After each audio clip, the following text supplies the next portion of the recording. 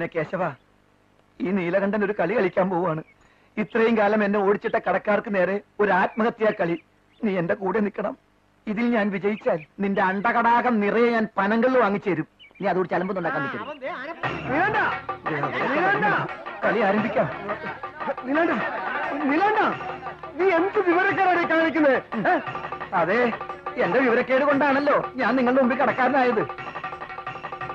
കടം മേടിച്ച കാശ് മടക്കി കൊടുത്തിട്ട് വർത്താനം.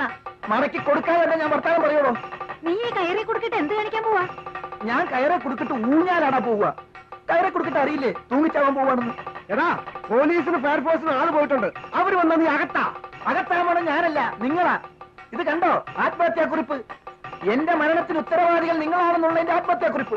എടാ, നമുക്ക് എല്ലാത്തിനും പരിഹാരം കാണാം. ഒരു പരിഹാരം കണ്ടോ? മീറ്റിംഗ് വിളിച്ചു കൂട്ടിയപ്പോ ഞാൻ കരുതി എന്റെ കണക്കെല്ലാം എഴുതി തള്ളാനായിരിക്കുന്നു. അത് എനിക്കിട്ട് തള്ളാനാണെന്ന് ഇപ്പോഴല്ലേ മനസ്സിലായത്. എടാ, നീ ഇറങ്ങി വാടാ. ഇല്ല, ഞാൻ ചാകാൻ തന്നെ തീരുമാനിച്ചു.